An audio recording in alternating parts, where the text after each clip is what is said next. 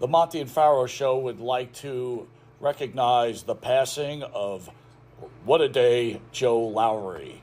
He'll be remembered for his very bad broadcasting skills, his really shitty veneers, and obviously his terrible tanning salon or tanning spray. Rest in peace, Joe Lowry, never to return again.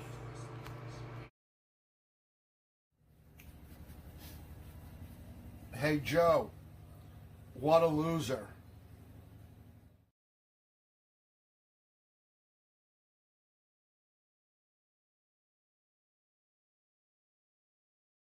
You know what I love about being Big Ron Shaw, the Earl of Upsets, is that I can afford the best cars in the world. My $100,000+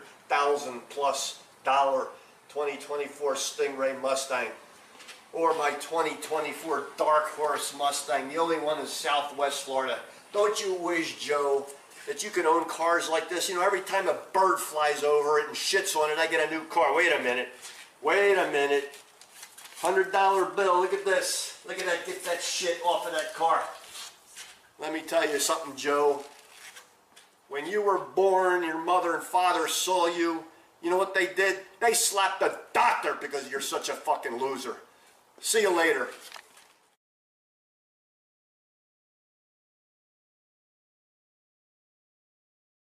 Hey Joe, it's your girl Missy. What a loser.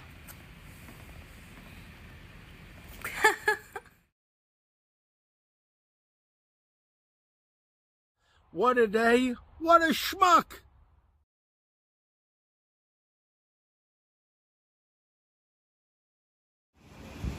Hey Joe, what a loser. Welcome back to Long Island's #1 pro wrestling broadcast, Monte The Pharaoh, only seen here out of Indie Music. Oh my God, Tin Mirror Studios in Kings Park. Hey, listen, Jimmy, you got to give me a little bit of break. We just started. Brain dead. Go ahead, dude. We're kicking it off. We're kicking it off hard. I cannot wait to speak to our special guest, Ulysses Diaz. This guy is MMA fighter, bare knuckles champion. The dude's got the quickest knockout in combat sports history. Did you see that? Yeah, and I would like to see him take care of Jake Paul, because if Tyson didn't have the quickest knockout, and this man does, let him beat up Jake Paul. Dude, save Tyson the waste of time. Dude, there is no way Jake Paul is screwing around with this guy. There is no way. Nope. No way. Nope. No way. From what I heard, he's a monster. Well, I met Mr. Diaz at the big event in New York when they came through, and I'm with Sims at the agent table, right? And I'm looking at him, and you know how certain people always have that awe about them, right? You're like, you just know there's somebody, right? You just got to figure out who it is. And then I realized who it was, and I went over to him, and we had a real dude. I wish you were here in New York. You were supposed to come to New York. What a great guy. What a great guy. I mean, honestly, I didn't expect him not to be a great guy, but he was even a nicer person than I thought he would have been. Spoke, with, just like, hey, we didn't even know each other. And he was very polite. We were talking about some shit. And anyway, we're lucky enough to have this man on our show tonight. And I am pumped. I've been pumped.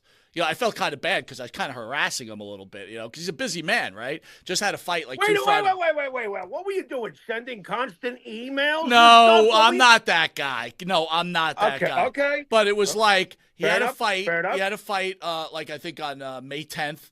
And then the dude runs a marathon right afterwards. So I was kind of interrupting him during his, getting ready for his marathon shit. Again, he's a busy man. Right. You know what I mean? So it's like you want to not overstep your boundaries.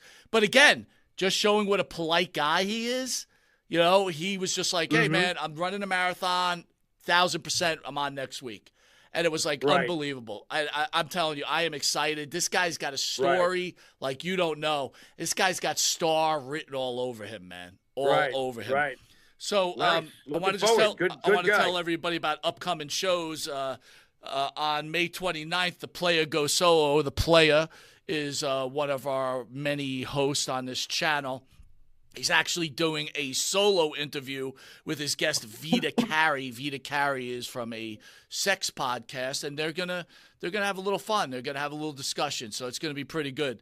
And then on May 30th, Missy Beefcake makes her debut on her episode Missy Mania.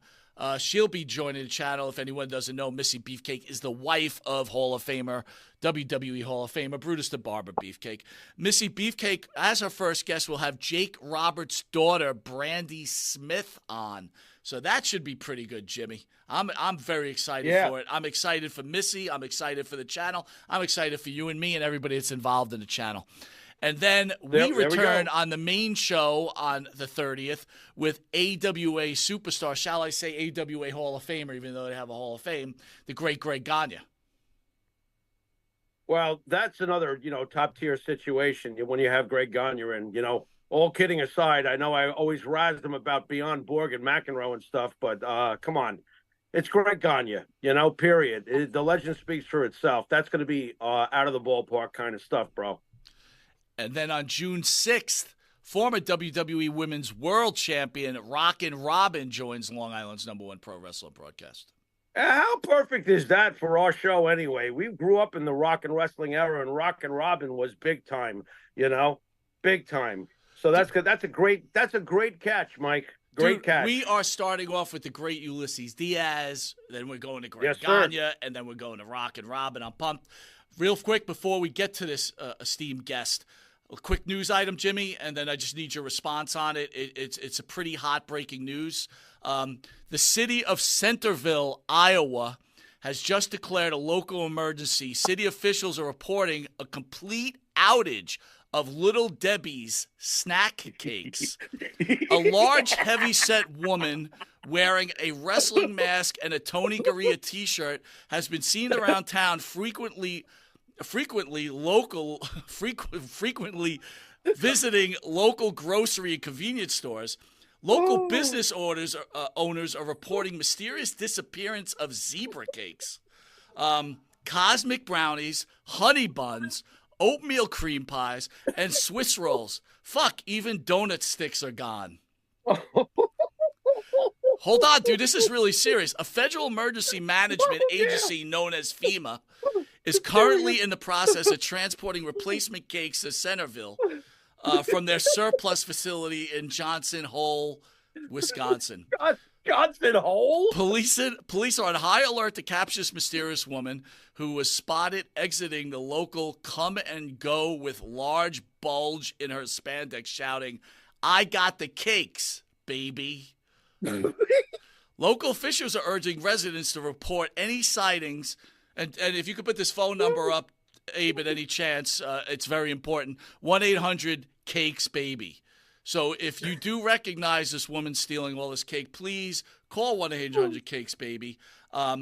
If you do report this and she is captured, you will win you'll get a lifetime subscription to Sportskeeda, which will give it as award for the information lead to the capture of Cakes Baby.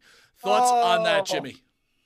Wait a minute. What? No personalized autograph from Bill Apter, if you would? And by the way, Ulysses is going, what the fuck am I doing on this show right now? Oh, absolutely he is. But he's probably hitting his second, drink. So maybe he's like, these guys are kind of funny. They're weird, but they're kind of funny. We'll see when he comes on. He might be like, don't ever call me again, Monty.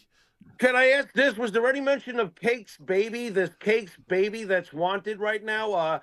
Possibly, also going around Facebook and unfriending people? Is that possible? I don't know, but we got to get out of this little stupid feud. In fact, we're never mentioning it again. I would like to thank the band that sings the theme song for Monte The Pharaoh and Jimmy Farrell, along with his partner, Bart Griggs. Make up the band with Stereo Hall. I went lower. Stereo Hall sings such great songs as In My Dreams, This Life Not Far Behind, Here Comes the Rain. You can find their music on the Wisteria Hall YouTube page, where what you do, Jimmy?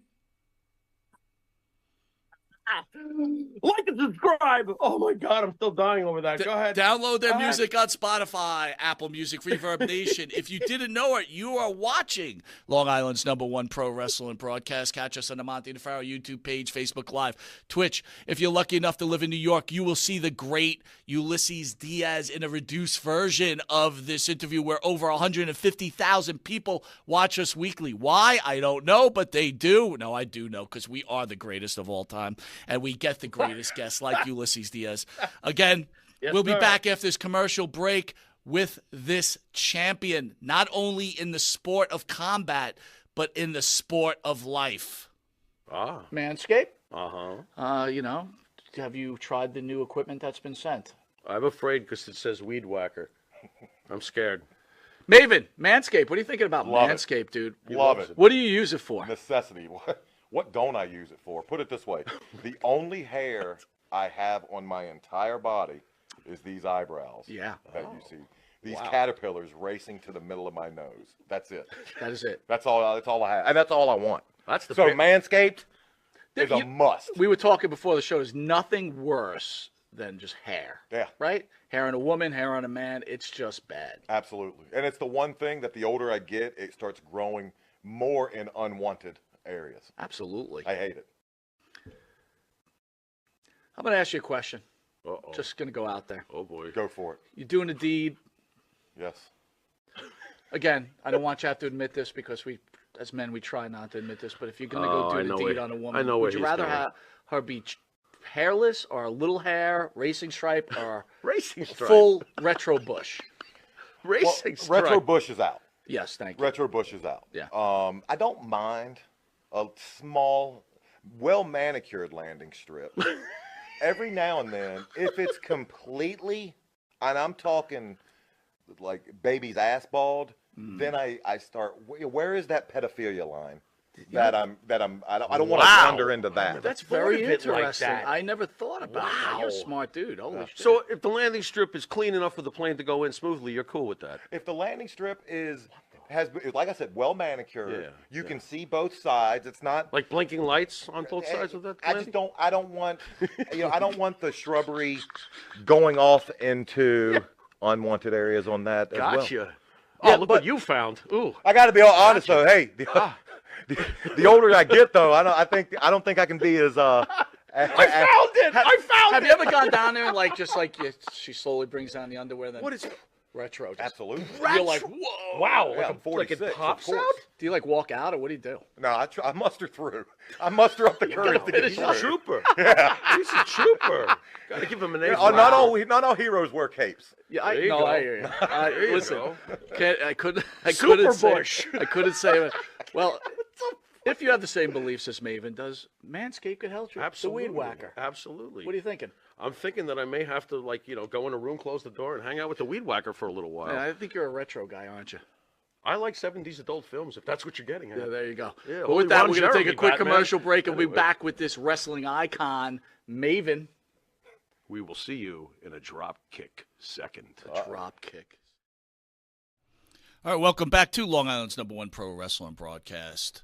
Monte The Pharaoh, filmed only at Tin Mirror Studios in Kings Park, New York, where we have our special guest, the champ, Ulysses Diaz. Ulysses, how are you, buddy?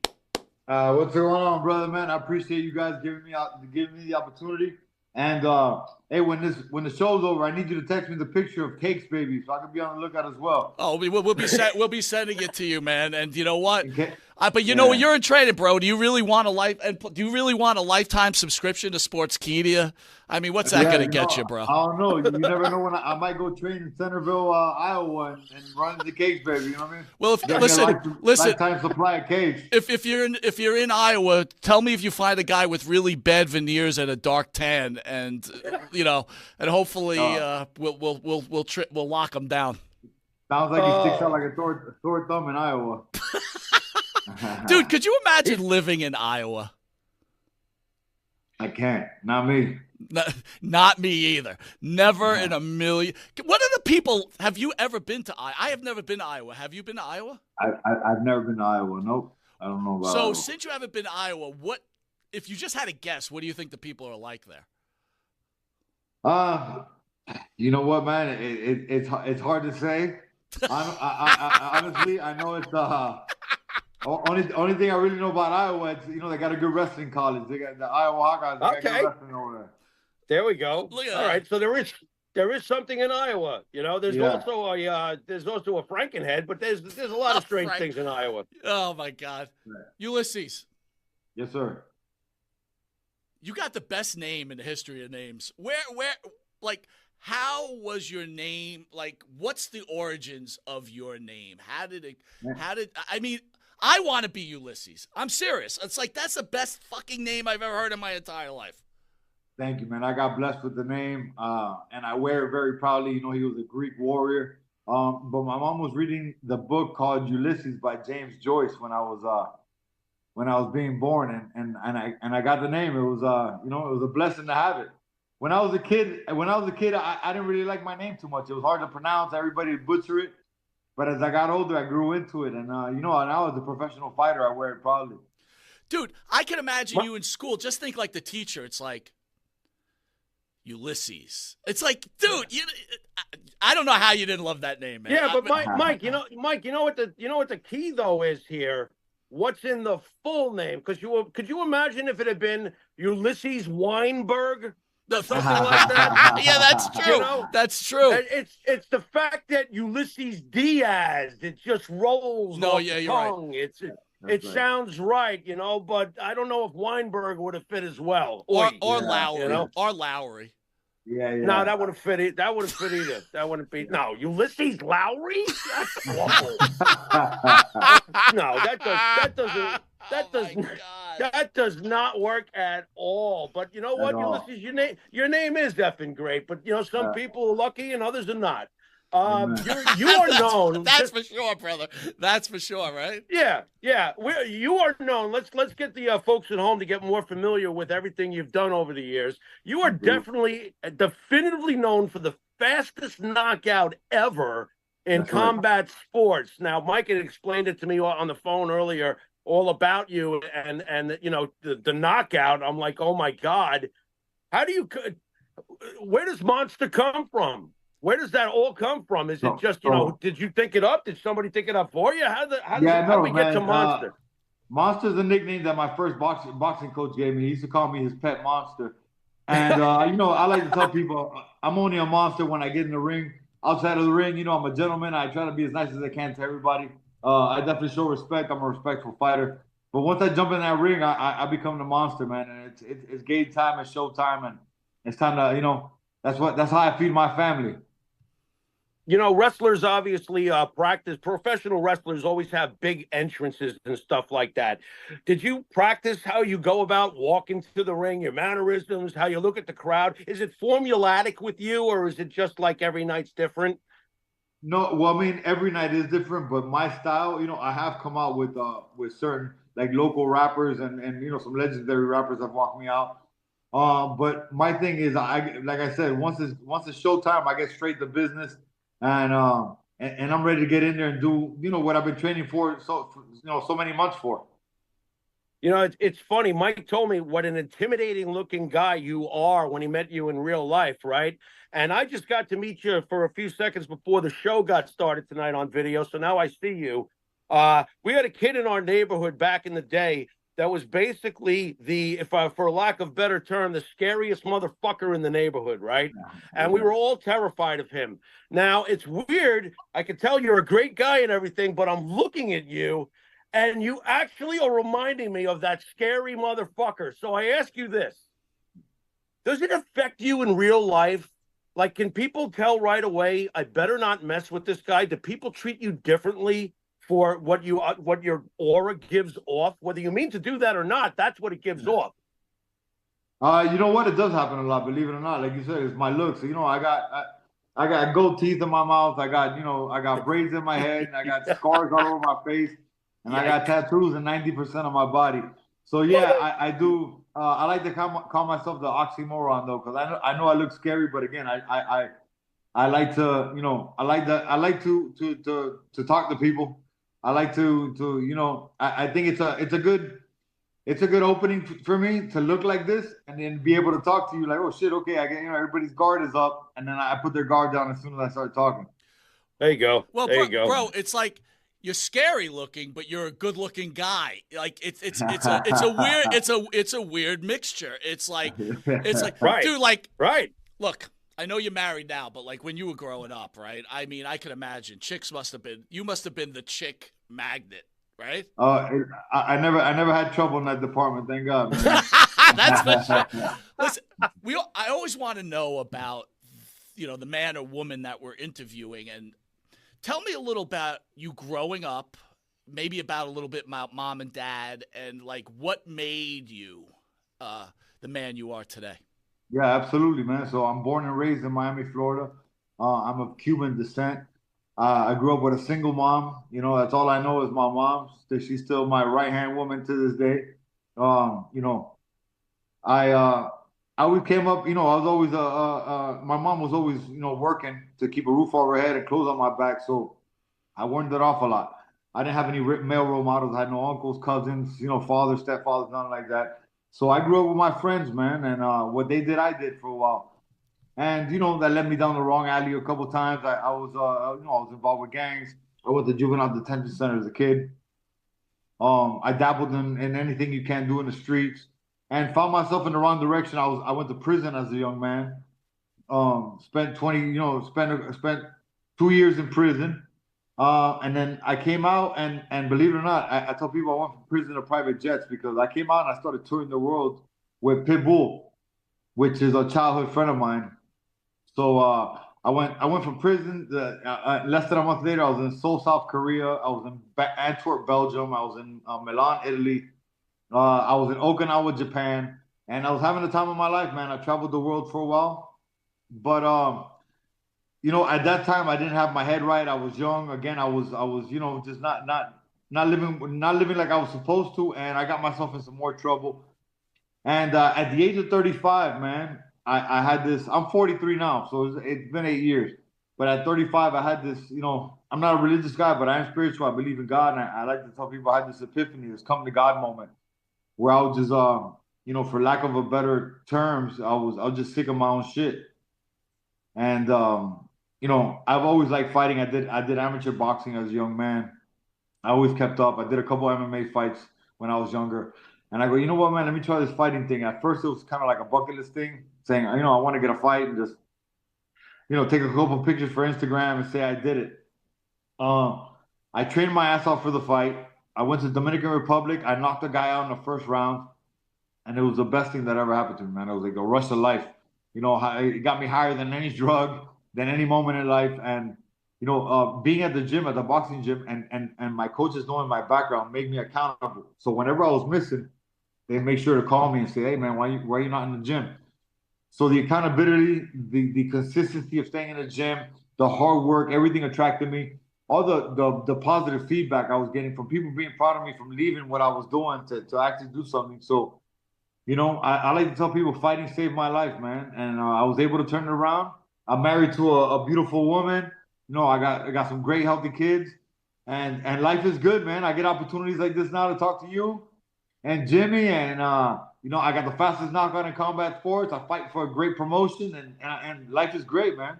Isn't life a blessing? Like we were speaking earlier It is. before we came on air, it's like you should be very proud of the man that you've become, rising like a phoenix, and now you got this great bright future. It's amazing how the human spirit can change everything, and God bless you, man. It's a fantastic story.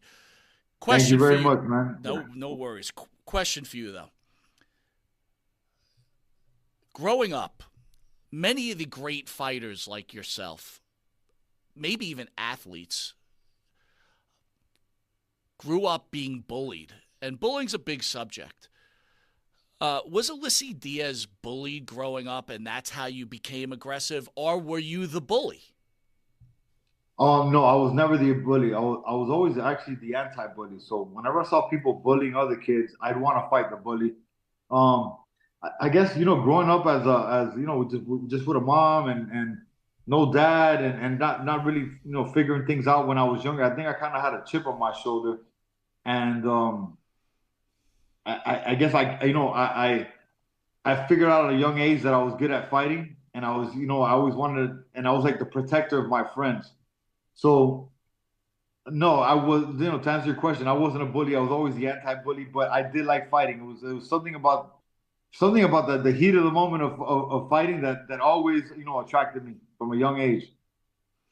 I want to go back to So, mom. I want to go back. I'm sorry, Jimmy. I want to go back to mom. No, hit it. I want to go back to mom for 1 second. You said Yeah. she's your right hand, woman, right? That's right. She's your spirit. When you were going through your troubled times and you were sitting thinking, and your mom had a rough time, right? You didn't have a father. She's raising Absolutely. children on her own, I'm assuming, right? Right. You're probably struggling.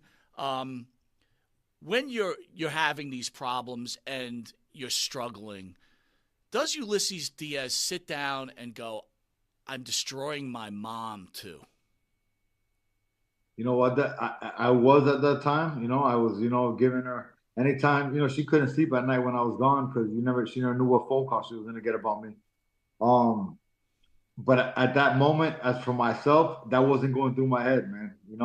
It wasn't going through my head. Now, as an older guy, as an older gentleman with some experience and being able to have slowed my life down over the last 8 years, and I'm in a whole different, category mentally. I can look back and ask myself that question. But thank God, at the end of the day, I was able to turn it around. My mom's still very healthy. And she's been able to see the 180 change and in me now become the man she always wanted me to be. Great stuff. We spoke earlier. You were in the service. Can you tell that story, and then what led you to prison, and what was your experience in prison? So, at 18 years old, I had been getting in trouble down here in Miami. So, I signed up for the Coast Guard, tried to go to the military. I signed up for 4 years.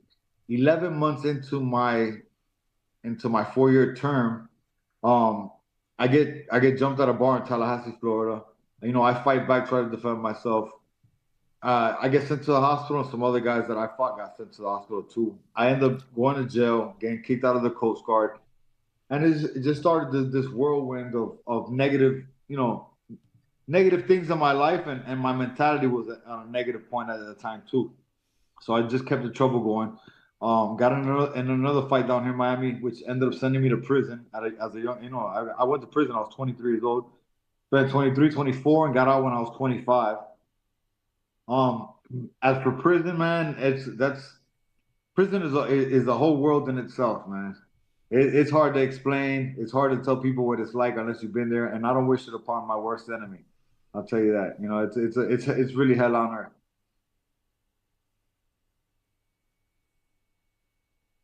Jimmy, you there? Yeah, I'm here, brother. I wanted to ask you about, you said you were, spiritual and stuff. Is it just, they say there's no coincidences with God. It's been said, I've heard it many times in church and with people who have spiritual belief. Is it luck or fate that puts you and Pitbull in the same neighborhood when you guys are kids? And can you tell us a little bit about your friendship with Pitbull over the years and stuff? Yeah, absolutely, man. You know what? I don't. I mean, I guess I don't believe in luck. I want to say it's faith, man, and things happen for a reason, and life works the way it does, for some odd reason that we'll never understand. But I met him when I was 11 years old. We're in seventh grade. We've been best friends ever since. We still to this day. He's given me amazing opportunities. He's a huge motivation and inspiration in my life. I still bounce ideas off him, and we still, go back and forth and do things. And like I said, he's more family than anything. But yeah, I say it's again, not to get so religious and stuff, but I believe in God, man, and God puts you in certain situations for you never know until it's happening, and sometimes like it's happened many times in my life, you ask yourself like, damn, why is this happening to me? Why am I going through this? And as time passes by, you look back and you're like, I end up being glad that it happened to me and that I went through it because it got me to the position I'm at today. Why combat sports, though, right? What makes you decide? Is it just by necessity? Obviously, you're a really good boxer, and you explained that, but why did you choose that career? I always liked boxing. I had back surgery back in 2009, and I had I fractured my patella like in 2008. So I just like using the hands. I'm like, you know what? Let me get into boxing. I did very well in boxing, and in 2019, Bare Knuckle approached me with an offer. We're trying to negotiate, didn't come to terms, and then February of 2020, we came to an agreement, and I fought for them for the first time. And last end of last year, I signed with a new promotion called BYB. Probably the best move I've ever done in my life, man. It's an amazing bare knuckle promotion. It's homegrown from Miami. They're going on their 27th show. Um, and they just acquired BKB, which is which was the overseas over in England, the bare knuckle. They acquired them, so now we have a huge roster of fighters. It's an amazing company to work for, and the people behind the scenes make it. It's hard to find a good promotion to fight for when you're a fighter. You know what I mean? I'm sure it's the same way in wrestling. Promoters, they're known as sharks. But not these guys, man. I ran into a great company, and I hope to help this company grow. So Ulysses, is it, Mike? If I can, yeah. Ulysses, is it fair to say that it's also very enticing to be allowed to legally annihilate people in the ring? Is there something to that too? Because that's kind of nice. You're allowed to like mingle and mangle, and you get paid to annihilate them legally. This is great, right?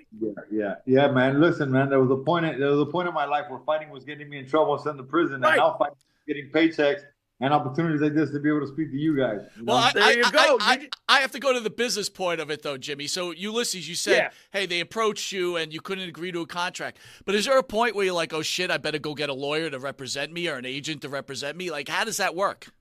No, I have an agent. I have the best, sports management agency. It's called First Round Management. They got a ton of UFC guys, ton of bare knuckle, ton of football players.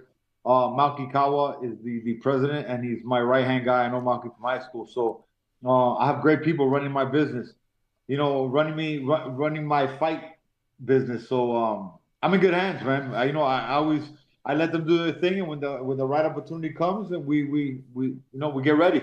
Well, let's pull back the curtain a little bit. Let's talk about like a Jerry Maguire type of thing, because I've always been interested in that type. So here you are, you're this accomplished fighter. Are you having like all these agents coming at you, like, let me represent you? Is it like Jerry Maguire? Like, how does that work? Well, it happened to me where a couple of people approached me. When I got the fastest knockout, I was part of another sports management agency. Those guys kind of fumbled the ball. I felt like they didn't take advantage of the situation. They weren't ready for what happened. So I immediately jumped to this bigger company, and we had a conversation. I told guys I need to take advantage of the situation. The window of opportunity in the fight world is small, and it closes every day, every second. So I jumped to a bigger place with PR people, with a team of people, and started getting my name out there. And that's what helps you in the fight world. Nowadays, it's you can fight good, that's fine. But if you're not popular, you're not getting anywhere. That's a great point, right? So I think Jimmy brought it up earlier. It's like you have to have the entrance, you got to have the personality. It's for lack of a better term, it's a package deal. It's got to be pro wrestling, right? In a certain way. Right. So this is somewhat of a pro wrestling show, kind of, not really. But the one that's if anyone doesn't know, you are married to former WWE superstar Dana Brooke. How did you guys meet? Man, I actually met her. She happened to be in Florida on the day of one of my weigh-ins for a fight. So my coach knew her, and he had called her. He was like, "Hey, one of my fighters just weighed in. We're gonna go eat. Why don't you meet us up so we could eat?" She's like, "Okay, I'll come down." So I had just weighed in. The next day I got to fight. That's all I'm really thinking. He passes me the phone for me to tell her where we're going. And she's on FaceTime, so I see her, and I just make a comment like, "Oh my God, you're beautiful." I tell her we're gonna go eat. When she shows up there to meet with us, I was already gone because I had gone. I ate my food and I went home getting ready for tomorrow, which was the fight. And she had DM'd me on Instagram. She's like, "Hey, I missed you at the sushi place. I leave town for 2 weeks. You know, good luck on your fight. But can you get my friend a ticket to the fight? She wants to go." Say, "Yeah, no problem. What's her name?"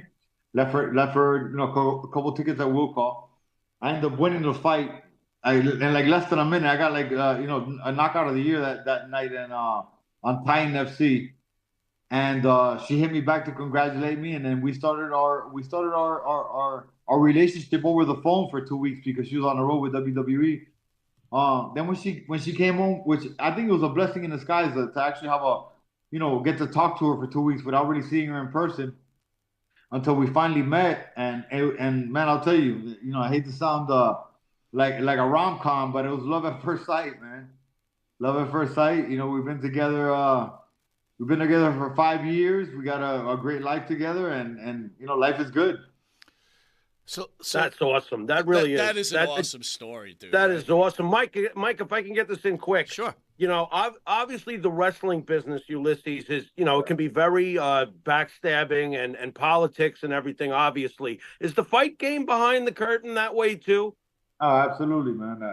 That's I think that's in all aspects of the business, but it's in a fight game where you're kind of you run your own show. You're kind of you're a subcontractor basically. You know what I mean? So you know how promotions are. You know how promoters are. They try to wheel you and deal you, and at the end try to screw you.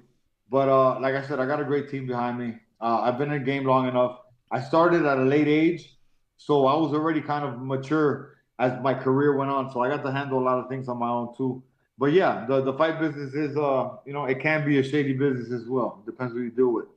Can I give you a quick, and Dana will tell you this anyway. DDP, Diamond Dallas Page, decided he was going to be in the ring as a wrestler very late, my friend, and he became WCW World Heavyweight Champion. So there you have it right there. Take it away, Mike. So, Ulysses, being that you're such a great athlete and a lot of great athletes, you got to be on 100%, especially in the field you're at, right? You show some compassion in that ring, you're going to find yourself in some deep shit. But here's a tough question. You spoke about, you are a great guy, but how do you have to be on 100%. How do you turn it off in regular life, right? You see all these athletes, right? That, whether they're with their spouse or their girlfriend or they're at a bar, some dude challenges them. How do you turn it off that you don't find yourself in trouble? Look, I'm married. Jimmy's married. Let's be honest, right? My wife could be a pain in the ass sometimes. It's like, how do you turn it off? Especially in your field? Man, so I just, for me, it's business, man. When I get in the ring, it's business. I have fought people I fought friends of mine before. That's how it ended up being. And when it's time to get in there, I just, I guess there's a switch I hit where it's just business. I handle up, and as for the streets, man, I try to stay away from problems as much as possible. Shit happens all the time. I laugh it off. Now, if you get in my personal space, just like anybody else, I'm gonna have to defend myself. Right. But I don't carry the chip on my shoulder anymore. I try to be as nice as possible to everybody. But when I step in that ring, man, another switch hits, and it's time to handle business, brother. You're trying to knock my head off. And I'm damn sure trying to knock yours off. But how do you fight? Like you just said, you fought your friends. How do you do that? Like, now we talked about turning it off. How do you turn it on? It's like, there's your best friend in the other corner, and now you got to beat his ass. And it's like, how do you turn it on? Nothing personal, but sorry there, buddy. Hey, that's exactly what it is. That's exactly what it is. Nothing personal, man. It's time to handle business, and this is what we do. This is what we do for a living. Dude, this is why he's him and we're us, dude. You know what I'm saying? Well, we used to beat the living tar out of each other in the backyard, but the second somebody really got hurt, it was like, I want mommy's iced tea. Running in the house. Stop it. Oh, my God. Horrible. Ulysses, forgive me. I got to go back to wrestling because I'm the mark on this program, okay? Oh, good, bro. But I wanted to ask you, obviously you must have traveled with your wife in the past when she was doing, the shows and stuff like that. I would think you had. We know that the wrestlers themselves are great athletes, but when you're in the back, like, and she's working and stuff, were any wrestlers intimidated by you? Did you get any, like, looks like, people bowing up on you or anything like that? No, man. You know what, man? I had a great time. Everybody was super cool. Nice. It was amazing to meet everybody. I got to meet some legends, guys that I used to see wrestle, like The Undertaker, and other legends, Ric Flair I've met. And it's been super cool, man. I actually got to wrestle one time. Um, there was a thing called WWE Raw Underground, which was Right. McMahon's son was Shane McMahon was running the thing, and I got to wrestle Dolph Ziggler, which was a cool match. Nice. Yeah, it wasn't set up for me to win, but it's all good. I went with the flow. That's what I had to say. I remember that you lost to Dolph Ziggler. That had to been pretty hard for you to swallow, right? Yeah, right? It was all good. I understood the assignment, and we got it done, man. But it was a great opportunity to be able to do that and be on TV, and it was great. All right, wait a minute though. But tell the truth. Did Ziggler say to you afterwards, "Thanks for not hurting me"? Yeah, he did, man. There you go. There you go. Of a wrestler himself. There you go. There you go. How did you find wrestling itself when you were doing that with him? What is your level of respect for pro wrestling? I'm just curious. Oh, I'll tell you this, man. I've gone to train with my wife. Shout out to Gangrel down here in South Florida. We love Gangrel. Yeah, he has a gym down here, and he opens the doors for us whenever we want to go and train. And I went one day, and they were teaching me how to take a bump. First thing I did was I got in the ring and I ran the ropes. I didn't know how tight wrestling ropes are, so I was in the ring 5 seconds before I hurt myself. Oh. And shit. So then they started teaching me how to take a bump. So I'm landing on my back, and after the third one, I get up, and I'm not gonna lie, I felt like puking. I had a headache, and I was like, you know what? Can you cuss here? You got to tuck your chin, and of course you can cuss. Well, I was like, fuck this, man. I'd rather get punched in the face, man. I was sick as a dog. So I got nothing but the utmost respect for the professional wrestlers. That shit is not easy. Wait a minute. Yeah. That's the line of the day. I'm trademarking that line. I'd rather be punched in the face. Yeah, absolutely, man. Yeah, I got nothing but the utmost respect for those guys, man. It's a tough business, and my wife's in it, and everybody, whoever knows anything about the wrestling business, and especially if you're tied into it, first thing they ask you is like, is it real or fake? You know what I mean? Everybody asks you that question, and I tell them, look, man, they're following a storyline, right? There's a story behind this, but when I tell you that wrestling is real, they're really hitting each other, they're really taking those hits, they're really taking bumps, they're really flying over the ropes, they're really getting smashed by tables and chairs. That shit is real, man. You know what I mean? Now. There's a story behind it, but the hits are as real as they can get. So nothing but respect for them, man. You obviously have a great look and stuff, and I think I already know the answer as to what you would tell them. But were you approached by wrestling, promotions and stuff to do some wrestling? No, man. But you know what? Now, getting to the end of my combat sports career, I would like to step to one of them and see if I can play some type of character. I think I have the look. I think I have the size. And I'd love to give it a try. You got to tuck your chin when you're taking those back bumps so you don't bang your head. Look at you giving him advice, Jimmy. Look at that. I saw the Iron Claw. I know everything. Look at that. You know it all. Yeah. Me too. Hey, what did he think of it? What did you think of the Iron Claw? I think it was a great movie, man. I think they did a great job with the movie. I think it was it's a sad story. It's a crazy story. But I think as the movie itself, I think it was a great movie. Me and my son saw it. You would have made a better Ric Flair, though. I'm sorry. I would have loved Ric Flair in that movie. You're gonna put blonde hair on Ulysses? Come on, stop it. Why not? They might as well have. That was the most ridiculous Ric Flair I've ever seen. Let Ulysses take a shot.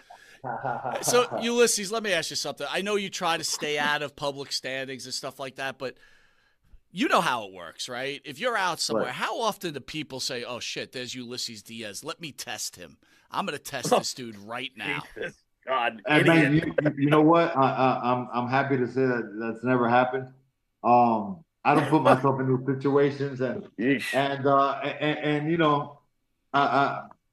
I'm too grown to be tested. You know what I mean? And like I said, anybody can say whatever they want. They can do whatever they want. if they get in your personal space, you got the right to defend yourself, you know. Absolutely. But I try not to get it that far. All right, well then, at least be honest this way, right? You enjoy making guys shit their pants, don't you? Hey, I'll tell you what. There's certain guys out there that I do enjoy doing that too. You know, like do you get with your bit. wife and you say, "Hey, let's go to dinner. I'm gonna walk away from the table, leave you alone because I know one of these clowns is gonna come up to you, and then I'm just gonna stand behind them and make them shit their fucking pants." Oh, we lost them. Did we? Oh, dear God. I don't know what happened. Maybe he hit his phone. Possible. Or maybe he said, "I'm done with these two clowns." Like these guys are idiots. Now I know what's wrong with wrestling. Unbelievable. Dude, how cool is Ulysses? Oh, he's great. He's great. I hope that he's able to figure out how to come back to us. That would make him even cooler. He just has to click it. Wait a minute. Wait, Mike. Break out the spirit box. Let's see if we can get Ulysses. All right, hold on. Let's see if I can do it. But he's not dead. He can't come back from the spirit box. Yeah, but he's a spiritual man. We got a shot, don't we? I mean, I guess not. I guess you're right. Yeah, we can try. You have a point. Listen, we'll try. Can you get Ulysses back on the dude? We were just hitting our stride with him, dude. How cool is that guy, man? I'm telling you, premature interviewation. This is awful. This is just not right at all. So what do you want to do in between? We don't have to sit here and be awkward and stare at each other. What do you want to do? We're going to talk like we usually talk. So okay, give me your opinion on Ulysses so far. Oh, he's a great guy. I absolutely love him. You know, by the way, did you know that he was here in Panama City Beach for quite a while there? I kind of like that. That's a weird coincidence. He was saying that. I find that a weird coincidence in things, you know. That naval base every morning plays the Star Spangled Banner. I'm reminded how much I love my country at 8 a.m. Or is it 6 a.m.? Right. I don't know. It's early. And you know how I'm a bit of a Count Dracula. You know what I'm saying? Where's Seth freaking Rollins, Mike? Is he going to be back anytime soon? Can I just quickly ask you that? Have you read anything? I honestly think they're trying to like build other people at this point, Jimmy. Right. And they're trying to like, you know, not having this, you know, like Seth is over, right? And let me ask you this: where does Seth rank as the all-time great wrestlers? Of his generation, I would put him probably in the top 5 of his generation. I mean, he's got everything going on, right? He's got mic skills. He's got mat skills. He has had an impact. He's a big-time player. All the fans love him. Behind the scenes, and you've said it yourself, I think that he is today's Shawn Michaels of the company. Right. You know, he's the number one trusted hand. You know you're going to get a great match out of him. He's the golden boy. I feel like he is. You know, they always say Roman Reigns is. Of course Roman Reigns is a golden boy behind the scenes, but it's as far as workload and keeping the respect of the in-ring wrestling on enough of a level that even AEW fans can't deny. The guy's a technician. He's great at what he does. It's Seth freaking Rollins. He's the complete package. You know, for all fans, for the ones who want the entertainment with the intro, for the ones who want the in-ring wrestling, he's for all fans. He is truly great. That's some really good points, Jimmy. And it is amazing that Seth Rollins does not have a bad match. No, I've never seen him have a bad match. He's a great in-ring storyteller, something Roman doesn't get enough credit for, you know, himself, you know. I hate to sound like a mark, but I do hope that one day the Shield somehow we see them one last time. I just don't want to see them old and wrinkly and like in a bar the way Ric Flair was. I want to see them, you know, before it gets too late to see that. That faction is one of the greatest factions of this century in the pro wrestling business. They should not undermine what they did together. And this is mostly a message to Moxley. It's like, damn it, John, really? What are you doing? Before it says Seth Rollins' voice is annoying. Okay, I can see that. Look, even if he's annoying, you're probably still watching him. You know, there's plenty of guys I couldn't stand. But right. Some people keep your eyes on the camera. I think he's one of them. You know, love him or hate him. He's one of them. Pretty much. So How do you feel? I'm going to put you on a spot now, right? Yeah. Okay. I was a fan of hers, but she didn't get. She just. I don't know why she couldn't get over with the WWE crowd, but she spent 10 years in the WWE. What were your thoughts on Dana Brooke as a wrestler?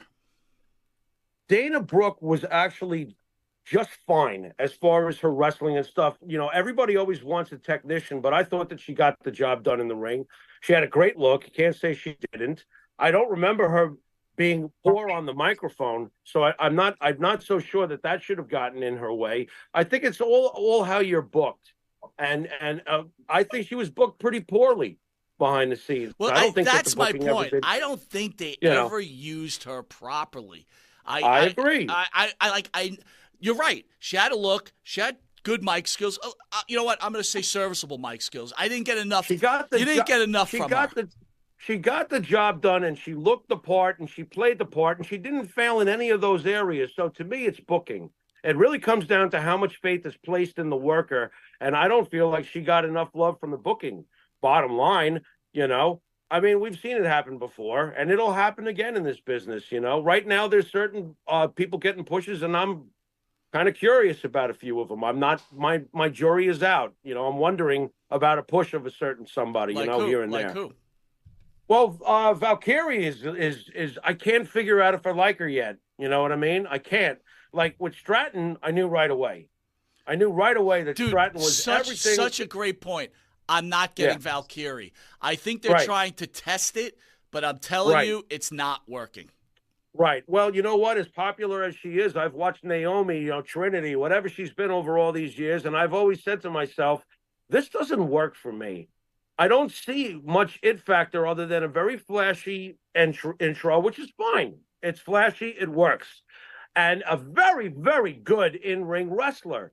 But the moment I hear her talk, I'm like, no. Even with all her great moves, she has to take a back seat, like you saw recently, right, Mike? Mm-hmm. You know, and overseas and stuff like that. You know, there's something missing there, but she still has been put. If Dana ever got the kind of push that I've seen Naomi get over the years, I bet you Dana wouldn't be like, you know, looked at by some of the wrestling fans the way she is now. It's booking, man. It really is a lot of the time. You know, now that you're saying that, though, the one thing I always didn't like about Dana Brooke is I felt there was too many forced gymnastics in her play set. Like, I thought an agent should have done, like, said, because she was a big, like, when I mean big girl, she was muscular. She had a great body. She should have been a more punch, kick, beat the crap out of you, girl, instead of the gymnastics, forced gymnastics things. Like, again, I'm not a wrestler. I'm not an expert, but there's things I look at and I go, why wouldn't someone say, look, there's no need for the corner-to-corner backflip. Like Stratton, in her play set, it comes off very well. With Dana, it didn't come off that well. And Valkyrie, you're right, dude, but I just don't think she's had it. Who else are you questioning the bookings with? I'm not as much questioning, but because it's more like, you know, you can see the slow rise again. Here we go again of Otis, right? And it's being built up correctly. It is, you know, with Gable constantly being a prick to Otis and stuff like that. But I still consider Otis, as much as the fans love him, the worst Money in the Bank winner in the history of, you know, the Money in the Bank. I hated it. It didn't make sense that he had it. Otis is a great entertainer. And I think ultimately, if Otis is to have a really long career, and I may be proven to be wrong, but he's very lovable and very funny.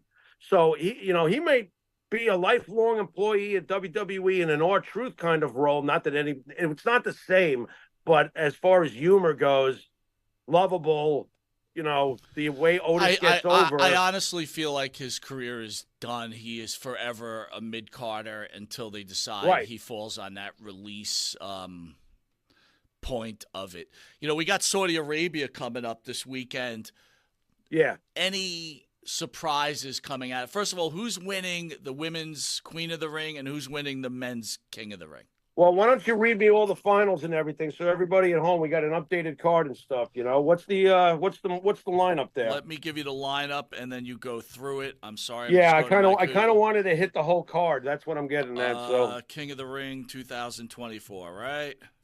Yes, sir. It's King and Queen of the Ring. I'll have you know. Yeah, but Wait a minute, Mr. Women's Evolution. What do you mean? Yeah, Well, you know. no, I'm just trying to find it on the internet. Okay, are you ready?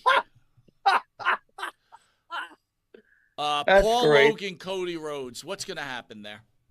I love that matchup. I really do. Did I say Paul Logan? Logan Paul. Yeah, I knew oh who my you God. meant. Oh my God. Listen, Monty Mike. I know what you meant, you know. I love that matchup, don't you? I think that that's going to be a great match. You know, I'm disappointed that both belts are not on the line. I would have liked that. You know what I'm saying? I think that that would have been great. But look, Cody's not dropping the belt in Saudi Arabia to Logan Paul. There'll be some sort of DQ finish where nobody loses any face. Well, are both titles on the line or just Rhodes' title? No, Logan Paul said he removed his title from being on the line unless something has changed. Last I saw, no, you're probably right. I must have missed that. That's why I'm asking. He broke out. He was about to sign a contract that they had, and he ripped it up, and he broke out his own contract, and he was like, "This is not for my title." And Cody was like, "You know what? Fine. It's not." He did the Bob Backlund. So route, then, are we seeing Cody Rhodes defeating? Logan Paul? No, he's not. I don't look if he pins him. Okay, fine. One way or the other, Cody's walking out with his belt. Logan is not going to lose anything in the way he loses if he loses, you know, which he probably will lose, you know, whether it's count out or getting caught with the brass knuckles or getting pinned. I would prefer he doesn't get pinned. I think Logan Paul is great, and I would hate to see him get pinned, but all right, how about Gunther is either going to wrestle Randy Orton or Tama Tonga? So first of all, who's he going to wrestle, Randy Orton or Tama Tonga? Well, I would think it would be Randy. You know, I would think that Gunther would probably wind up wrestling Randy. I would like Gunther to get the victory. I think that he'd make a splendid King of the Ring. I think that's written in stone. Yeah, I believe that that's what should happen, and I hope it does happen. I love Gunther. Gunther is good, really, really, truly great. Lyra Valkyrie against Nia Jax or Bianca Belair. This is Nia Jax's, hey, thank you for everything. She's going to be Queen of the Ring. I can see it. And you know it's a little early, but somehow Jade Cargill is going to accidentally fuck Bianca Belair up. It could happen, but I don't know how slow they plan to go with this. You got to go slow. You got to go slow. Yeah. Do not rush this eventual feud. No. I really like nice build-ups, which is something WWE does very well with. See the Bloodline story. That thing went on for years. So you're agreeing Nia Jax over Lyra Valkyrie? I think so. I would think so, absolutely. Nia Jax will make a splendidly annoying, obnoxious Queen of the Ring. Oh, God, the fans will just boo the living crap out of her. That's great. Becky Lynch, Liv Morgan. I don't feel like there'll be a title change in Saudi Arabia. Could eventually Liv get the rub? Yeah, she could. But I don't see Becky losing the title. I mean, you know, it's weird right now, but the women are the established ones, the ones that hold the belts. And I find it funny that people are complaining about it. I mean, you've heard the complaints. Oh, Becky's champion, Bayley's champion, give somebody else a shot. This is the opposite of what we usually see in the men's. True or false? You know? True. No, I will say this.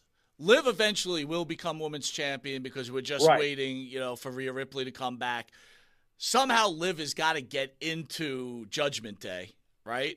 So that's kind of a slow thing. So is it too early for a run-in by Dom Mysterio to help Liv Morgan win the title, or does Liv still have to go through this battle before she wins the belt back? Wins the belt, period. Yeah, I would like to see this go a little longer. I feel like this would be premature to have her do that over there. I don't think that would work for me. Becky is still a legend, and I find it hilarious. People are complaining about Becky being champion. Are you serious? Really? Her time has already passed? Nonsense. So, you know, I feel like one way or the other, Becky's going to walk out of there with the belt. They could continue the program, though. They could just beat each other senseless and get double DQ'd. Liv eventually is going to become the women's champion, right? And I agree. And eventually she's going to have the face-off against Rhea Ripley, and Rhea Ripley, again, Rhea Ripley will be out of the bloodline, right? How far off is Rhea Ripley? Out of Judgment Day. How far off is Rhea Ripley from returning? See, that information I don't know. From what I understand, still like 4 months away. Right. So, I think we've got time to cook this soup a little bit longer than right away. Go ahead. Sami Zayn, Chad Gable, Bronson Reed. Now, I've become a big Bronson Reed fan, and I'm going to go on a limb and say Bronson Reed becomes the new Intercontinental Champion. Sami Zayn is from the Middle East. He's a returning hero, and Sami Zayn will walk out of there with the belt. Look at you using common sense. You're right. Yeah. That's how I feel about it. What makes you suddenly love Bronson Reed? Tell me. Talk to me what, dude? He's big. He's strong. I actually like his mic skills. I couldn't stand him for the longest time, and within the recent 6 months, I've actually become a pretty solid fan. Interesting. I can't get past his build. It's a little Brodus Clay a little bit for me. Is there something wrong with me saying that? Not at all, and I totally get it. Look, it's presentation. I know he can knock down a wall if he felt like it. That's got nothing to do with it. It's just overall, I'm not sure he's the kind of specimen that, I'm buying into as a full package, talking, everything else. I'm still out on him. Not sure. All right, I want to thank Ulysses Diaz for giving us such a candid interview. I'm assuming, Jimmy, I bet you his phone died because we tried texting him. Right. I saw something happening on the screen, so I had a strange feeling. But right. I got to tell you, he was as great a guy as I expected. Yeah, he was fantastic. He's a real person. And that's what we like most is to be able to talk to people and see the real face. I'm not interested in seeing the public face. The public face everybody knows. It's the real face we're looking for. I did want to ask him, though, and when you have famous couples like this, like Dana Brooks and him, both very popular in the genre that they're in, I did want to ask him, was there professional jealousy between them at any point? And, wow. Okay. And I also wanted to ask, is there emotional jealousy, right? Because she's a beautiful woman. He's a good-looking guy. He could get any chick he wants. She could get any man she wants. Right. Is there any jealousy there? I mean, that's what I had on the docket. How do you think he would have reacted to that question? I'll ask you. I would like to think at this age in life, he's 43. I'm not sure how old Dana is, but look, it doesn't all come down to, well, I'm good looking and she's good looking, so I should live in a hole of paranoia. That's not how the best relationships work. There's this funny little word called trust. Okay, if you don't have look, everybody is a touch paranoid deep inside. That's normal, all right? But if you start letting your imagination get carried away, you'll ruin not just a relationship, you'll ruin everything you do in life. You got to stay in the lane. That mental plane that I tried myself so hard to try to stay here. Look, we all stumble and fall sometimes, but that's what really makes any relationship, whether it's with a friend, whether it's with a lover, whether it's with a wife, that's what makes it work. You cannot be living in paranoia. Dude, I got to be honest. I don't think I've been jealous in the last 40 years. I'm 50, going to be 57. I haven't been jealous in the last 43 years. Like, you can't stop the inevitable. But again, it's always interesting to hear about the human aspect of it. Jimmy, again, wonderful show. I want to thank, first of all, Jimmy Snuka for coming through today. Jimmy, I know it's tough on the other side, but we really appreciate you coming in. Obviously, we want to thank the great Ulysses Diaz. I want to say thank you, Jimmy. Next week, we've got, Benny on Wednesday going solo. We've got Missy Beefcake's episode 1 with Jake's wife. Then we've got 2 of our shows, obviously, with Greg Gagne at 9 o'clock, which we're very excited about. Hopefully his phone is charged. We don't have an issue. I got to tell you, I have the utmost respect for Ulysses Diaz, and I really do appreciate him coming on the show. To end it with the elephant there's not an elephant in the room. Let's just be honest. Whatever the situation was last week and whatever happened yesterday, which I did not listen to, I listened to about 3 minutes of it.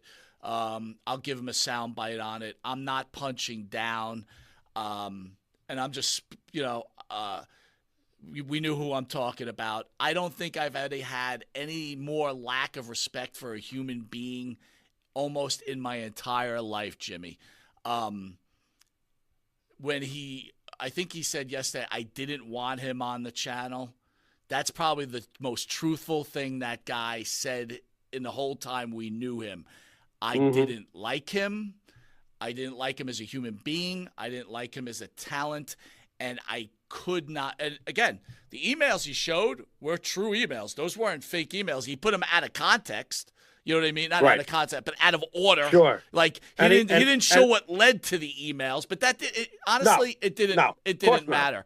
The point of the matter is that yeah, he's right. I did not like him. In fact, I hated him. And I don't hate anybody. I literally hated the guy. Right. I could not stomach any time he texted me, emailed me. You could tell by my responses. I just was like, as quick I could get away from this guy, the better. Well, he did something very impressive. He rose somehow to the penthouse of the penis pile of the people we've come across that rubbed us the wrong way. Yes. And I'm amazed by making that statement, because we've come across some real scoundrels in this business. But, oh, my God, the most delusional, disloyal, backstabbing, lying, he doesn't even let the people come into the chat because he needs to get the last word. And I'm going to hold him to what he said. He said that when he lays his head down on the pillow tonight, tomorrow, this is all over and I'm not saying anything anymore. Well, prove yourself that way, big talker. You're done. We're done. He won't. And you know what? Of course he won't. The reality of it is liar. he has no moral fiber because, again, right. We were friends with Lee Cole. I don't want to say friends. We were associates with Lee Cole, okay? We were cool. How about we were cool with Lee Cole? We were cool with Lee Cole. And right. The whole thing that went down with Lee Cole is when we were going to have Gerard on, Lee lost his shit and sent me a nasty email, and I lost my temper with Lee, whatever else. Right. Here's the thing. Right. If anyone remembers, Joe Lowery was on one of the shows, and he, first of all, he never did any homework on Lee Cole. He didn't know who Lee Cole was. He didn't know who Tom Cole was. He didn't even know who Mel Phillips was, and he didn't even have the time to even. I had to chastise him again because I'm like, can you get prepared a little bit? Maybe. Not everybody wants. But the point of the matter is, on the show, he trashed Lee Cole. The minute this all goes down, he calls up Lee like he did, Sportskeeda, and he begs his way on. All I could say is this, and this will be the last time we even mention the guy's name. Like many people, we've put him in the shelf, okay? And by the way, just a couple of things. I did hear that he said that he spoke to Boston Wrestling. Dan Marotti's been dead for fucking 3 years, I think, already, right? 2 or 3 years. For a while. Right? Yeah, unfortunately, yeah. It's like, it's just, dude, it doesn't matter. I really wish this is the one, like, I always tell you there's always roads to where we go and there's reasons why. Right. This is the one thing is I wish the time, and I love Benny tremendously. The one time when he said he wanted to bring him on, I wish I would have known, like I had a crystal ball, and I was saying, no. This guy was a pain in the ass from the beginning. All we did was like say, hey, come on the channel, put on stuff, promote yourself, do whatever you want to do. And every day was a pain in the ass. And yeah. And I had a crystal ball, so I saw it coming before everybody else. That was not fun at all. Sayonara. Well, again, we're not punching down. Guys, no, I'm done. We love our family out there. This is a competition, okay? Everybody wants to do well, and we do too. This is what it's about. This is why we're trying to give you top programming, and, this is it. We, again, Maria, B40, Luce, Jason, Benny, ESO, Foxy. I mean, the list is long. And again, if anybody has become a fan of Joe Lowery, by all means, watch him. But he'll be somewhere doing something. We don't have a problem with that, okay? Here's what I do have a problem with. We work very hard on this channel. We get sponsors. Don't call my sponsors, dude. If you want a sponsor, do the work on your own. Like I offered you when you were on the channel that you acted like you never saw the email. Like, all of a sudden, Right. that's the one email he missed when it actually was work involved. You Mike, don't go I don't know around. if you, Good. I know you didn't watch it, so I don't know if you know this, but he called John Cena Sr.'s source fake and a fraud. Well, that was, by the way. Yeah, I heard that someone wrote me about that. He said it was a Right. fake. He couldn't find it on the internet. He's such an expert. He doesn't even know who John Cena's father is, who's very famous in Massachusetts, by the way. Right. You know, Right. And, Party Puppy, I'm sorry, that's Big Brother Gina Marie Zimmerman's company. And by the way, if you do have a dog, I recommend going on there and ordering stuff Right. from Party Puppy. Good fucking Right. wines. When they joined us, they sold one wine. Now what are they Right. selling? Vodka, whiskey, everything else. That guy loves us. Right. We love him. We're thankful. Right. APB Security. Yeah, real company. Sunny again, Beach. Sunny Beach, Great who, by the way, company. is a millionaire. Great company. It's like, hello, Yeah. you're going to call that a Got fake? That's beautiful- another fake sponsor. Wait, Mike, he's got a beautiful house with a beautiful wife. Right. You know? I mean, come on, Sonny rules. Rules. Anyway, Very real, by to the me, way. Jimmy, Very real this has guy. been all worth it. It's been all worth it. I Amen. am so glad he is gone. I will never think about him again. You'll never see a video about him again. I don't care. You know what?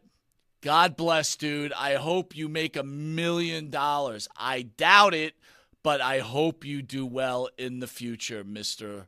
Joe Lowry. We wish you only the best here from Monte and the Pharaoh. We hope that all the fans love you and adore you. That's it. We only wish you the best, Joe Lowry. Well said, Mike. Bravo. Bravo. See, I'm Author. learning, Jimmy. You Author. talked to me once, I'm learning.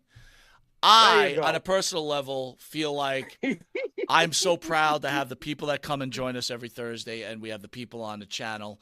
And I believe, and this is only my belief, is we're making art here. Ulysses Diaz's art. People will never listen, dude. If you're a one-trick pony and all you're going to talk about is Vince McMahon, his sexual escapades, sooner or later that shit's going to die. You know what I Right. mean? That's it. Right. Right. If you have no talent, Greg Gagne will live in infamy. You know what I mean? Right. Right. We Look, have look, the last interview with the great Bob Backlund. Listen, there's no turning Right. it away. And again, Right. whatever, man. It does. I'm not defending it. I will not defend it anymore. I don't Look, even know why look. I even felt like I had to. You don't have to, and here's the most important thing. Long after we're gone, long after the people who watch us and join us every week and love the programming, and we love them right back. Let's not Long- forget. Wait a minute. I just want to. And ESO must have been a fake sponsor too, because that's how we met him. Of course he's fake. right? He's not professional. How dare you even mention him? What's wrong with you? You know? But long after we're all gone, the library, or as Benny calls it, the catalog, it's being built, all right? So years from now, long after we're gone, wrestling fans that fall in love with wrestling with stars we'll never see in their day and when their time is to come, they're going to go back and look at the library, and they're going to see one Hall of Famer after another, not just talking about their career, but they're going to see the real face.